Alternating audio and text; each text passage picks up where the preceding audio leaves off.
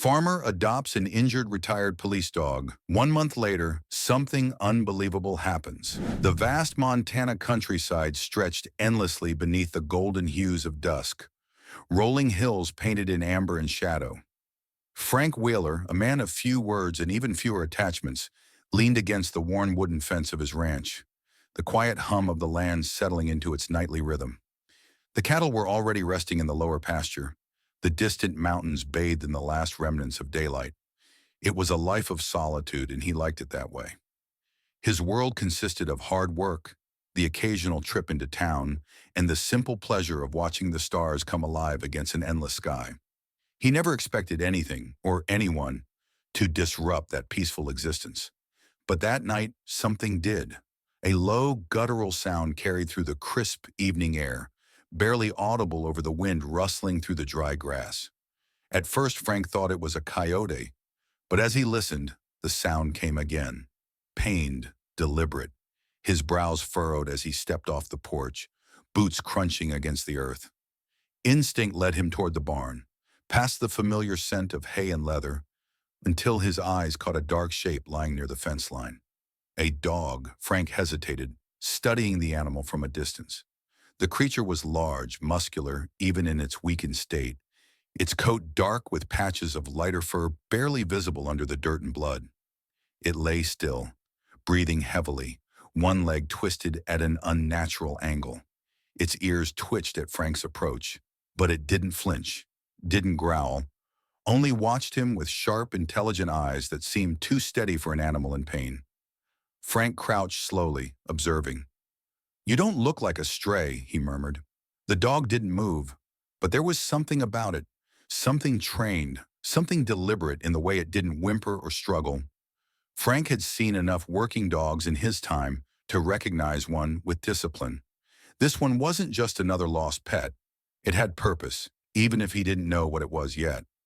Sighing, he ran a hand over his beard before glancing back toward the barn. Leaving the dog out here wasn't an option. It wouldn't survive the night. Muttering under his breath, he carefully removed his flannel shirt, folding it into a makeshift sling.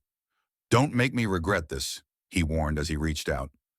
The dog tensed but didn't resist as he gently lifted it into his arms. It was heavier than he expected, muscles taut even through its fatigue. As he carried it toward the house, he could feel its chest rise and fall in slow, measured breaths. It was alert but trusting, watching him with quiet curiosity. Inside, Frank cleared space by the fireplace, laying the dog down on an old wool blanket. He poured a bowl of water, setting it nearby. The dog lapped at it with controlled sips, never breaking eye contact with him. Frank moved to inspect the wound. Its front leg was twisted but not broken, though deep scratches ran along its flank. Closer now, he noticed the thin, almost surgical scar beneath its ear. His frown deepened. "Where the hell did you come from?" Realizing he wasn't equipped to handle this alone, he reached for the phone and dialed the only number he trusted for animal care. Sarah Mitchell picked up on the third ring, her voice warm but laced with exhaustion. "Frank, you calling about one of your cattle, or is this a social miracle?" Frank grunted. "Got a dog. Injured. Looks trained." A pause. "Trained how?" "Obedient, watchful, scarred." Sarah sighed. "Bring him in. I'll meet you at the clinic." Frank hung up, turning back to the dog. It hadn't moved, just lay there, waiting, studying him.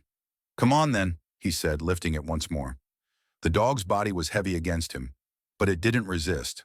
The drive into town was quiet, save for the occasional glance Frank stole toward his passenger. The dog sat stiffly in the seat beside him, posture alert despite its injury. Most animals whimpered, shifted, sought comfort. This one simply endured. Sarah was already outside when he pulled up, her dark hair pulled into a loose ponytail, her lab coat thrown over a worn flannel shirt. She raised an eyebrow at the sight of the dog. "Well, you weren't kidding." Frank carried the dog inside, placing it gently on the examination table. Sarah worked quickly, her hands gentle but firm as she cleaned the wounds and inspected the scars. "Male," she murmured, checking his ears. Her fingers stilled when she found the mark beneath one. "Military tattoo. This dog isn't just trained, Frank. He's a working dog. A damn expensive one." Frank crossed his arms, watching. You think he ran off? Sarah shook her head. Dogs like this don't run off. They're either retired or... She hesitated, then met his gaze. Or left behind. Frank's jaw tightened. The idea didn't sit right with him. He glanced at the dog, at the steady way it watched him.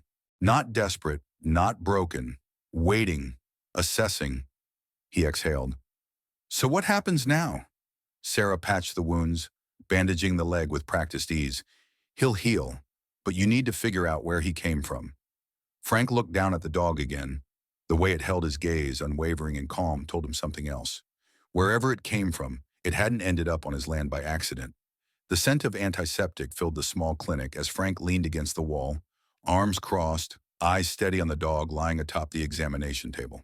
The room was quiet, save for the faint hum of fluorescent lights overhead and the rhythmic scratch of Sarah's pen as she jotted notes in the dog's file. Despite his injuries, Shadow, Frank had decided on the name almost instinctively, remained still, his deep brown eyes tracking every movement with a quiet intelligence that unsettled and intrigued Frank all at once. This wasn't just any dog. This was a soldier, disciplined and composed, a creature that had seen more than any ordinary house pet ever would. Sarah exhaled, setting her pen down.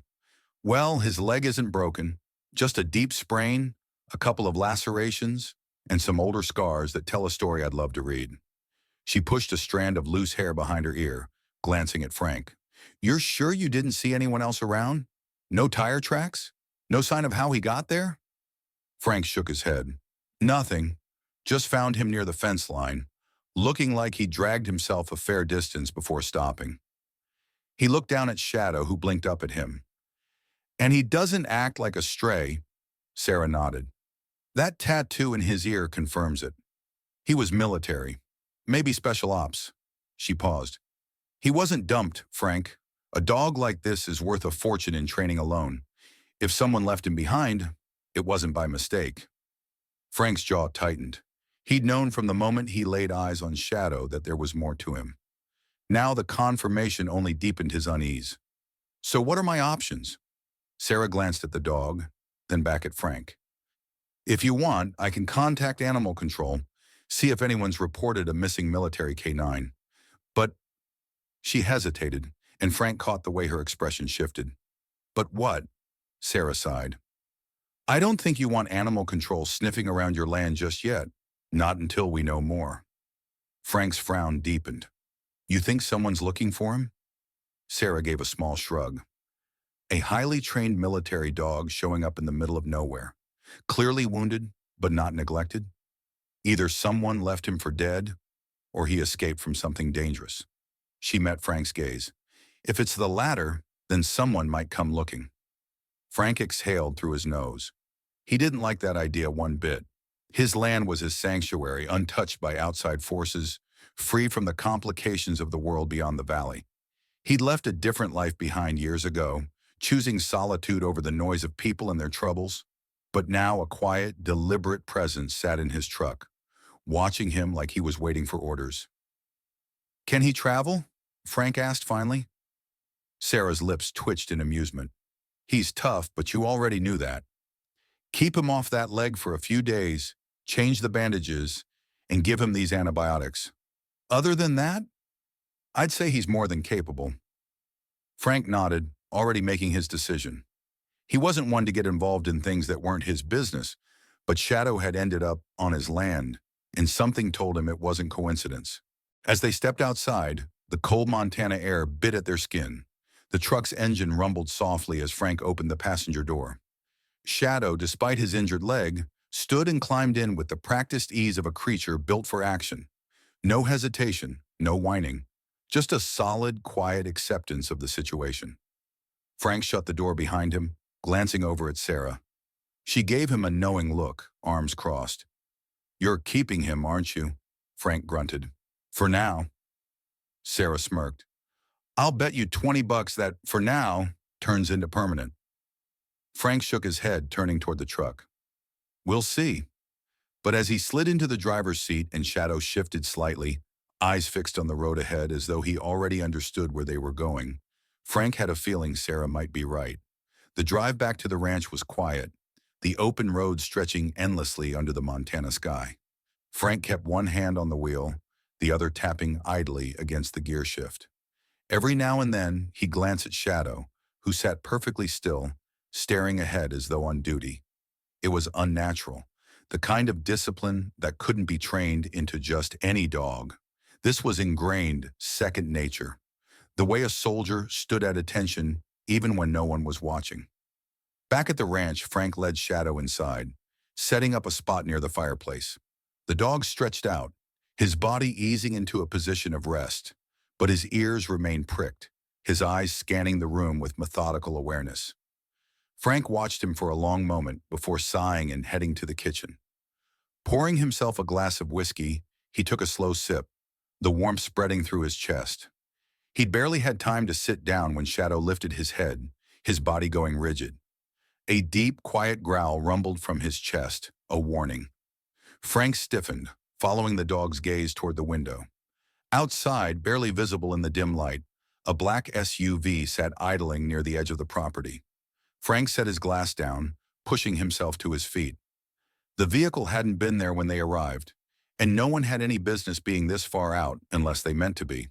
His ranch wasn't on any main road, wasn't the kind of place you just stumbled onto, which meant whoever was out there was here for a reason. Reaching for his rifle by the door, he stepped onto the porch, the wood creaking under his boots. The SUV remained still, its engine humming softly. A long, tense moment passed before the driver's side door opened, and a man stepped out. He was tall, dressed in dark clothes, the kind that blended easily into the night. He moved slowly, deliberately, his hands kept in plain sight. "Evening," the man called out. His voice was smooth, practiced, the kind that belonged to someone who was used to talking their way into, or out of, situations. "Nice place you got here." Frank didn't lower the rifle. "You lost?" The man smiled. "Just looking for a friend." Frank's jaw clenched. "That's so?" The man took another step forward, but Shadow, now at Frank's side, let out a sharp, commanding bark. The man stilled, his expression shifting just slightly. Frank caught it, the recognition, the flicker of something just beneath the surface. He knew the dog, and that meant trouble. Frank kept his rifle steady, his grip firm but controlled. The stranger didn't move, his eyes flicking briefly to Shadow before returning to Frank, his expression unreadable. The SUV's engine hummed in the background, a quiet reminder that whoever this man was, he wasn't alone. Shadow's ears were pricked forward, his body tensed, every muscle coiled like a spring waiting to snap. Frank had seen enough working dogs to know what that meant. Shadow recognized this man, and he didn't like him. "You're trespassing," Frank said evenly, his voice carrying over the empty land. "I suggest you turn around and find another road." The man gave a slow, disarming smile, the kind that didn't quite reach his eyes. "No harm meant. Just looking for someone. You haven't happened to see a German Shepherd around, have you? Big guy, dark coat, military trained. Might have wandered off a few days ago." His voice was casual, but there was an edge to it, something too controlled, too measured. Frank didn't answer right away. He let the silence stretch, let the weight of his presence settle over the moment. Then he shifted slightly, adjusting his stance just enough to make it clear he wasn't some rancher who would back down at the first sign of trouble. "Can't say I have," he said finally, keeping his tone flat. The man studied him, as if weighing his next move. "Shame," he murmured, glancing again at Shadow. "Dogs like that are valuable, trained for specific tasks. You wouldn't want one to fall into the wrong hands." Frank's gut tightened, but he didn't let it show. "Ain't got much use for trained dogs out here," he said. "Cattle don't need military tactics to keep them in line." The man chuckled softly, but it wasn't a pleasant sound. "Of course. Well, if you do happen to see him, there's a reward. People are looking for him, folks who'd be very grateful for his safe return." Frank exhaled slowly, tapping the rifle against his palm. "Can't help you," he said, "and I'd appreciate you getting off my land." Another pause, another moment where something unspoken passed between them. Then the man nodded once, as if conceding to a game he hadn't planned on losing. "Fair enough," he said easily. If you change your mind, I'll be around. With that, he turned, walking back to the SUV with the same deliberate movements, like a man who never had to hurry.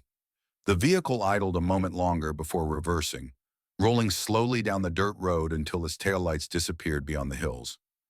Frank didn't move, didn't lower his rifle, not until the night was quiet again. Only then did he glance down at Shadow, who was still standing rigid, ears forward, eyes locked on the direction the SUV had gone. "That was for you, wasn't it?" Frank muttered. Shadow didn't react at first, but then his gaze shifted, meeting Frank's. There was an awareness there, an understanding that went beyond instinct. Shadow knew what had just happened, knew those men weren't giving up. Frank blew out a breath, lowering the rifle but not relaxing entirely. He wasn't sure what he'd just stepped into, but one thing was clear. Shadow hadn't ended up on his land by accident, and whoever wanted him back wasn't looking to reunite a lost pet with its owner. He turned, stepping back inside the house, Shadow close at his side. The dog settled near the fireplace again, but his posture remained alert, ears flicking toward every distant sound. Frank grabbed a beer from the fridge, twisting the cap off with a snap before sinking into his chair. He took a slow sip, his mind already running through the situation. He had a dog with military training, a history he didn't know, and people willing to show up on his property to take him back. That meant Shadow was important. More than just a K9, more than just a working dog. And that meant Frank had a decision to make. He wasn't one for unnecessary trouble, but he also wasn't the kind of man to hand something over without knowing what he was giving up. If Shadow had been left behind, there had to be a reason. And something told him it wasn't just a case of a dog gone missing. The next morning, Frank drove into town, Shadow sitting in the passenger seat like he belonged there. The sun was just rising, painting the horizon in soft golds and oranges as they pulled up outside Sarah's clinic. She was already unlocking the door, coffee in hand, when she spotted them. "You're up early," she called, raising an eyebrow. "Figured you'd be letting your new house guest sleep in." Frank climbed out, nodding toward the truck. "Had visitors last night, the kind that asked too many questions." That got her attention. Sarah frowned, setting her coffee down on the hood of a nearby car. "What kind of visitors?" "The kind looking for a missing dog," Frank said. He leaned against the truck, watching as Shadow hopped down beside him. "Didn't seem like the type who'd lost their pet and put up posters." Sarah exhaled, rubbing a hand over her forehead. "So they know where he is." "They know he's out here," Frank corrected. "Didn't confirm anything." Sarah crossed her arms, studying Shadow. "This just keeps getting better." Frank glanced around the quiet street, the early morning stillness making their conversation feel heavier. "You got contacts still? People who might know what kind of program this dog came from?" Sarah hesitated, then nodded. "I can make some calls. There are vets who handle ex-military dogs. Maybe someone can trace his ID." Frank pushed off the truck. "Do it, and Sarah, keep it quiet." She gave him a look. "You really think I'd broadcast it?" He didn't answer, but they both knew the weight of what was happening. As he and Shadow climbed back into the truck, Sarah watched them go, her fingers tightening around her coffee cup. Whatever Shadow was, whoever he used to belong to, this wasn't over, not by a long shot. Frank spent the rest of the day working the ranch, his mind tangled with unanswered questions. The land was quiet, the way it always was, but it felt different now.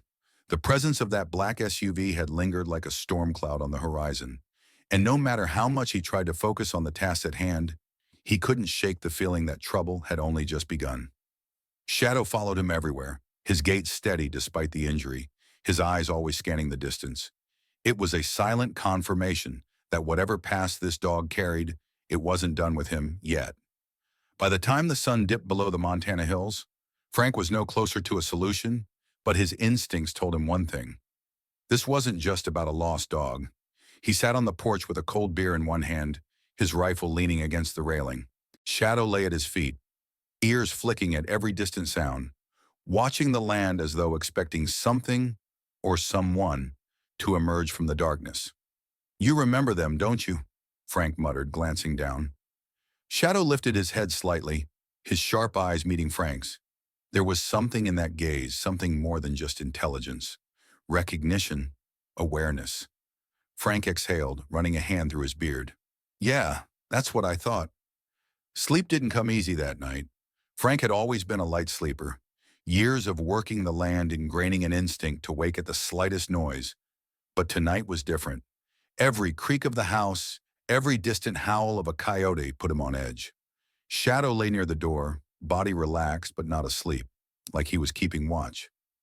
Frank trusted that more than he trusted his own instincts right now. Something wasn't right. When the noise finally came, it was subtle. A shift in the wind, a rustling beyond the fence line, something just barely out of place.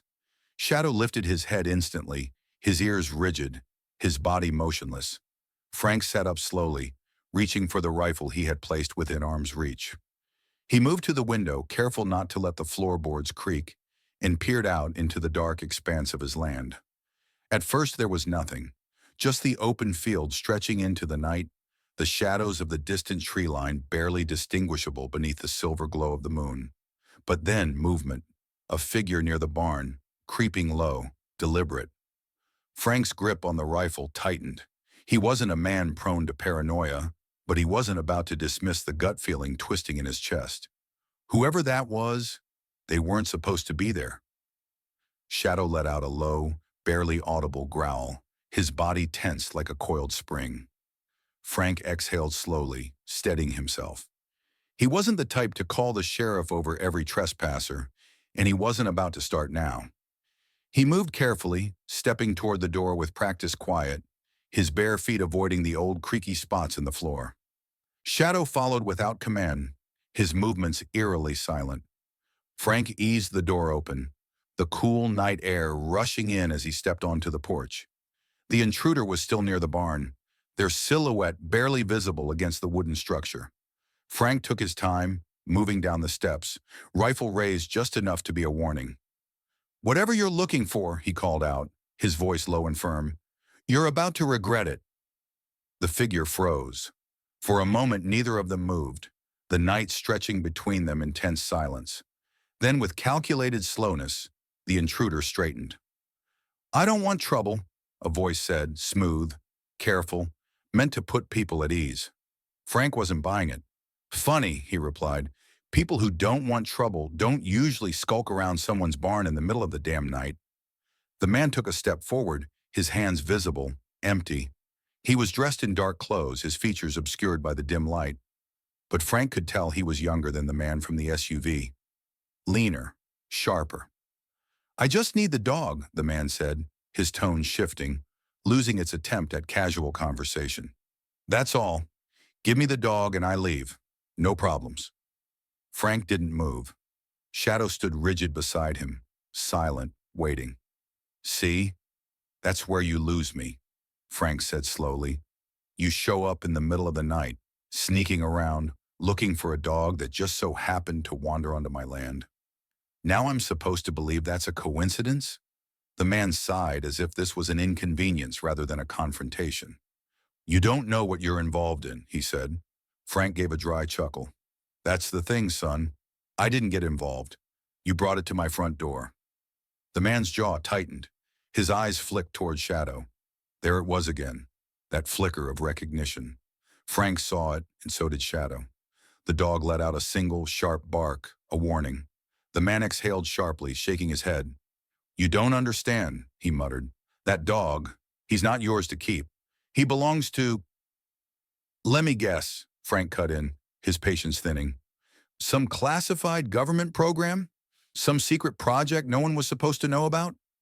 The man didn't answer, but the tension in his stance told Frank everything he needed to know. Frank tilted his head slightly, adjusting his grip on the rifle. "Let me tell you how this is going to go. You're going to get in whatever car you came in, and you're going to drive away. And if you or your friends come back here looking for this dog again, we're going to have a very different conversation." The man's expression darkened. He took half a step forward, but Shadow growled, a deep, dangerous sound that made the man freeze. Frank smirked. "Yeah," he said. "Didn't think so." A long moment passed. Then without another word, the man took a step back, then another, before finally turning and disappearing into the darkness beyond the barn. Frank waited listening, But the night soon settled back into silence. Still, he didn't lower the rifle until he heard the distant sound of an engine turning over and fading into the hills. Only then did he exhale, glancing down at Shadow. The dog was still watching, still alert, but there was something else in his expression now, an understanding, a loyalty that hadn't been there before. Frank scratched the back of his head, shaking his head. "Well, boy," he muttered, "looks like you're stuck with me now." Shadow didn't move at first. Then slowly, deliberately, he sat beside Frank, his body pressing just slightly against his leg. Frank sighed. Whatever trouble Shadow had brought with him, it was his now too. And for better or worse, he wasn't about to let anyone take him. The next morning, Frank stood on his porch with a hot cup of coffee in one hand and his rifle leaning against the railing.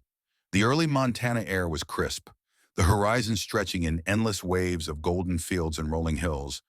But his mind wasn't on the beauty of it. Trouble had come to his doorstep, and trouble wasn't going to leave on its own. Shadow sat beside him, his body relaxed but his eyes sharp, scanning the land like a soldier on watch. The dog had barely slept, and neither had Frank, both of them listening to the quiet, waiting for movement, waiting for the next step in whatever fight had found its way to the ranch. Frank took a slow sip of his coffee, eyes narrowing as he replayed the events of the past 24 hours. 2 visits, 2 warnings. First, the smooth-talking man in the SUV, then the trespasser creeping around his barn in the dead of night. It didn't take a genius to figure out what was coming next. He set his cup down, exhaling. He needed answers, and he needed them fast. By noon, Frank was back in town, Shadow riding in the passenger seat like he belonged there. The truck rumbled down the quiet streets, past familiar storefronts, and a handful of old ranchers gathered outside the general store, tipping their hats as he drove by. He pulled up to Sarah's clinic, killing the engine and stepping out. Sarah was waiting. She must have seen him coming because she was already outside, arms crossed, eyes sharp with concern. "Tell me you have something," Frank said as he approached. Sarah nodded, gesturing for him to follow her inside. "Made a few calls," she said, leading him through the clinic toward her small office. Shadow padded in behind them, tail low, posture alert. "This dog isn't just some military working dog, Frank. He's classified." She pulled a folder from her desk, flipping it open. "His tattoo, it's linked to a program called Groundkeeper. Ever heard of it?" Frank shook his head. "Neither had I," Sarah admitted, scanning the documents. "It's not common knowledge, but from what I could dig up, it was a black ops program focused on training canines to detect rare mineral deposits. Not just any minerals, though. Highly classified stuff, the kind that has national security implications." She glanced up.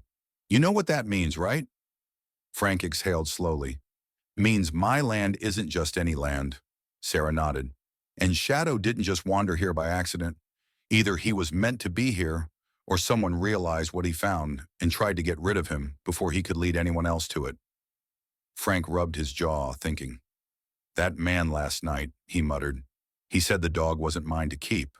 Sarah's expression darkened. "That's because they need him, either to find whatever's buried under your ranch or to make sure no one else does." She hesitated before adding, "If this is what I think it is, Frank, you're sitting on something people are willing to kill for."